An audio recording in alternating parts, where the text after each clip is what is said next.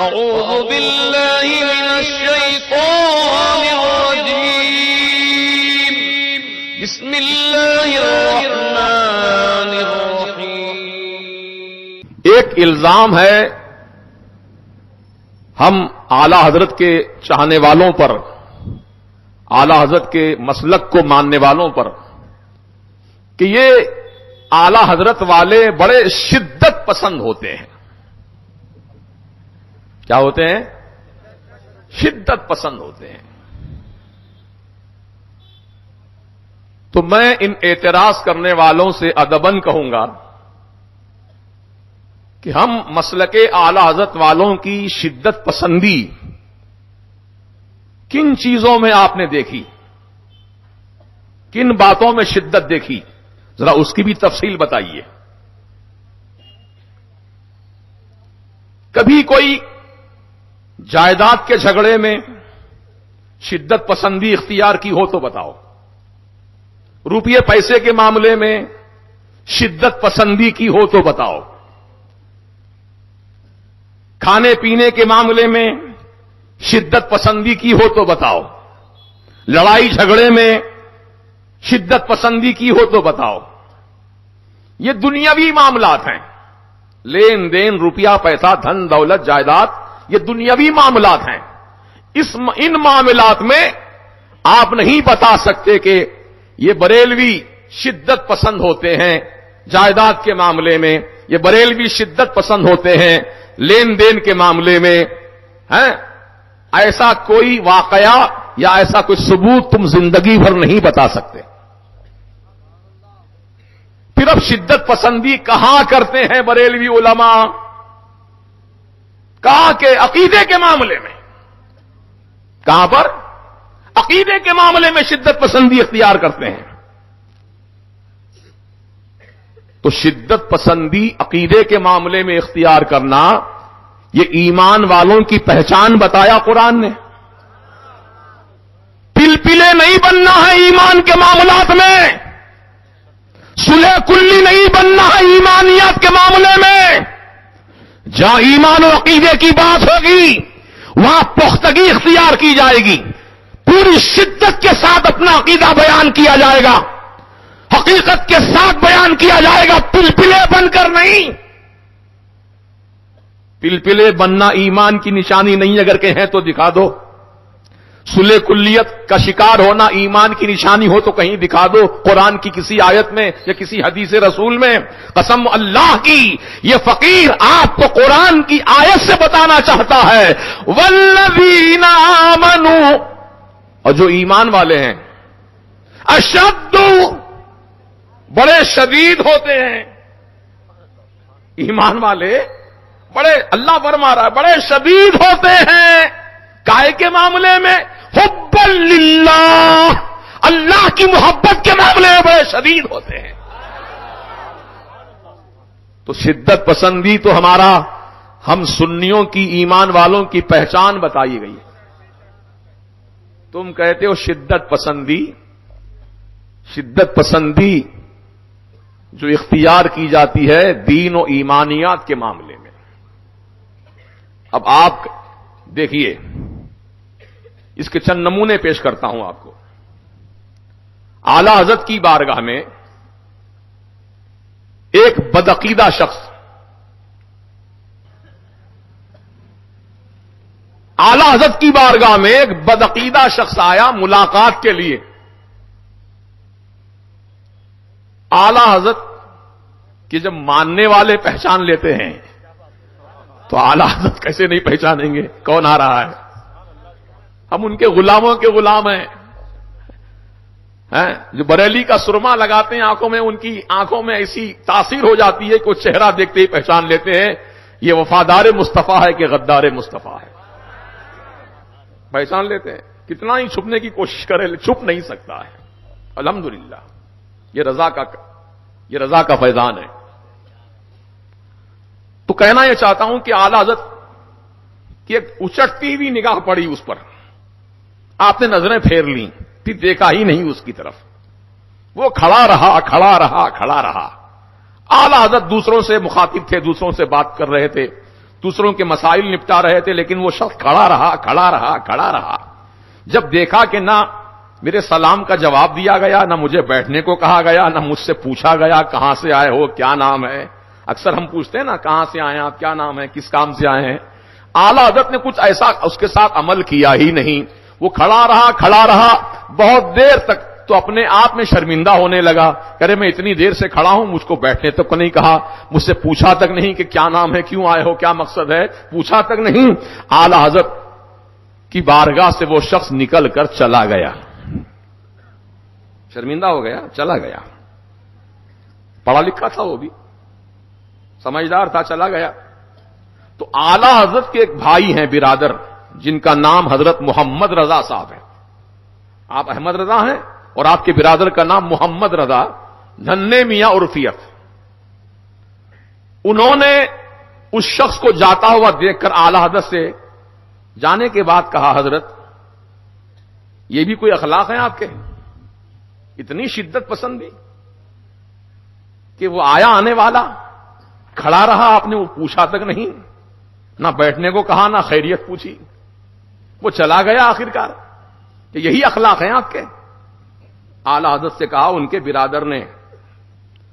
تو فرمایا میرے اعلی حضرت نے، ننھے میاں محمد رضا سنو کان کھول کر، ہمارے اسلاف نے، ہمارے اکابر نے، ہمارے بزرگوں نے ہم کو ایسے ہی اخلاق سکھائے ہیں. تم اخلاق کی بات مجھ سے پوچھتے ہو؟ ہمارے بزرگوں نے ہم کو یہی اخلاق سکھائے ہیں. بدعقیدوں کے ساتھ کوئی مروت نہیں کی جائے، یہ اخلاق ہے. بدعقیدوں سے گلے ملنا یہ اخلاق نہیں ہے. بدعقیدوں کے دعوتوں میں جا کر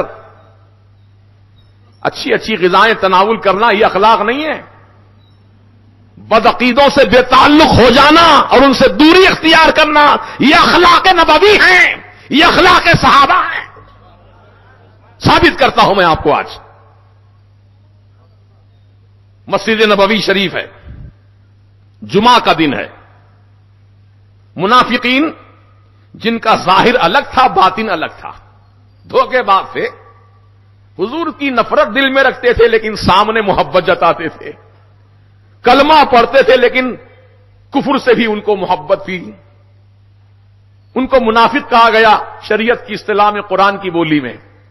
ان المنافقین فی الدرک الاسفل من النار، بے شک منافقین کو اللہ پاک جہنم کے سب سے آخری گڑھے میں رکھے گا. ان کی سزا اتنی بھیانک ہے منافقین کی.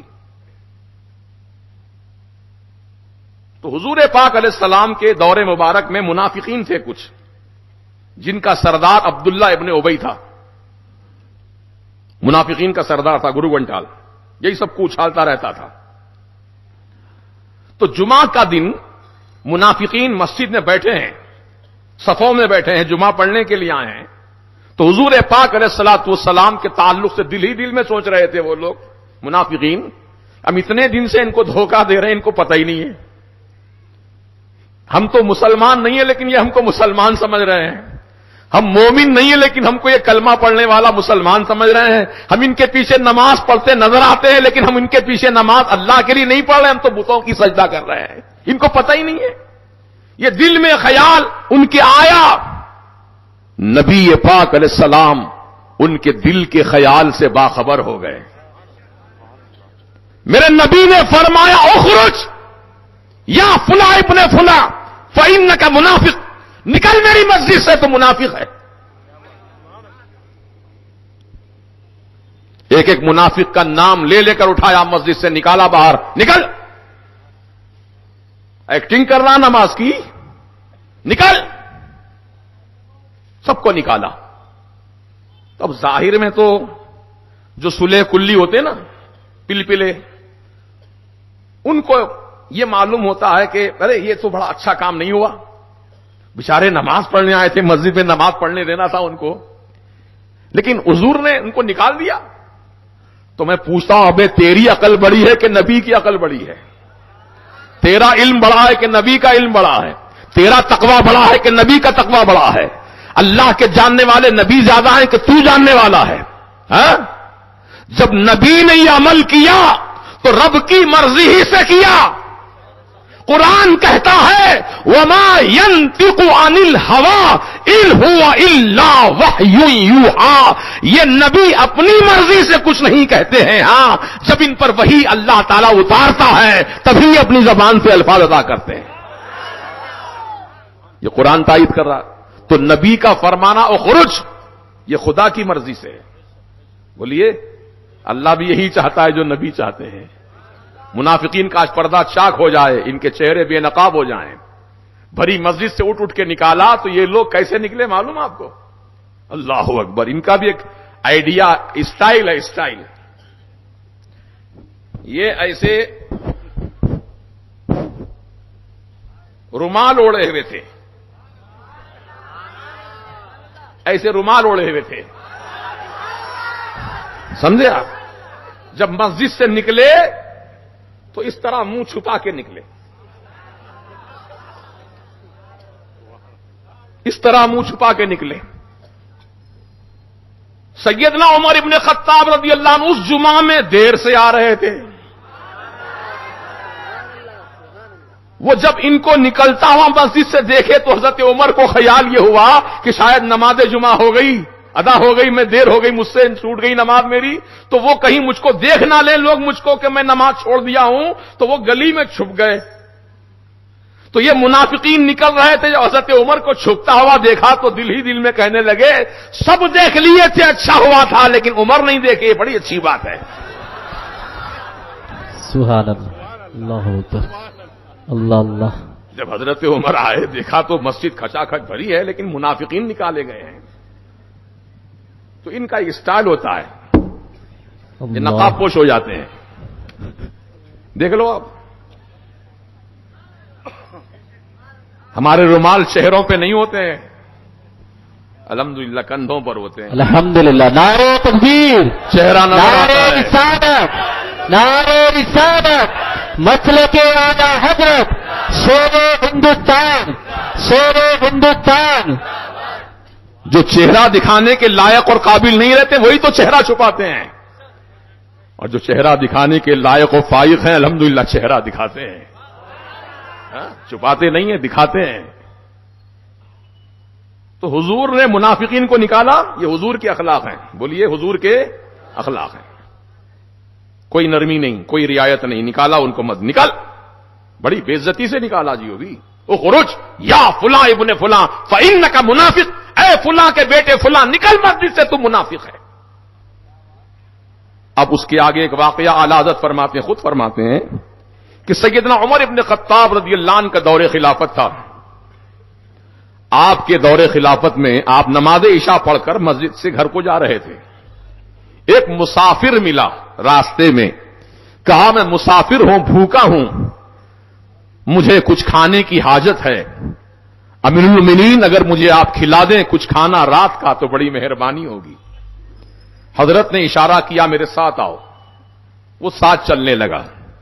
جب مکان میں پہنچے سیدنا عمر ابن خطاب نے اپنے خادم خاص سے فرمایا دسترخوان بچھاؤ اور جو گھر میں کھانے کا سامان موجود ہے لا کر رکھو، مہمان کو کھلاؤ۔ مہمان کی عزت کرنا چاہیے نا، کھلاؤ مہمان کو، بٹھاؤ۔ وہ بیٹھ گیا، دسترخوان بچھ گیا، روٹی کھانے کا سالن جو بھی موجود تھا اس وقت لا کے رکھا گیا، وہ کھا رہا تھا۔ کھاتے کھاتے بدعقیدگی کا ایک جملہ بولا، ایک جملہ بدعقیدگی کا۔ بدعقیدہ لوگوں کے جملے بڑے خطرناک ہوتے ہیں، ان کی عادت ہوتی ہے ہمیشہ کچھ نہ کچھ بکواس کرنے کی، بے ادبیاں کرنے کی، گستاخیاں کرنے کی عادت ہوتی ہے، اچھے خاصے ماحول کو بگاڑ دیتے ہیں، یہ منافقین کی پہچان ہے۔ تو یہ اس نے کھاتے کھاتے اچانک ایک جملہ بولا جو بدعقیدگی کا تھا۔ سیدنا عمر ابن خطاب رضی اللہ عنہ کو جلال آ گیا، صحابی رسول ہیں، خادم کو فرمایا اٹھا دسترخوان اس کے سامنے سے اور دھکے مار کے نکال باہر کر کے اس کو۔ یہ اخلاق ہے صحابی کے، اخلاق تم سکھا رہے ہو ہم کو؟ دنیا جہاں سے اخلاق سیکھتی ہے وہ نبی کا در ہے، اس نبی پاک کے در سے جو فیض یاب ہوئے ہیں اس ذات کا نام اعلی حضرت ہے. اعلی حضرت نے وہی کیا جو نبی اور نبی کے صحابہ نے کیا ہے.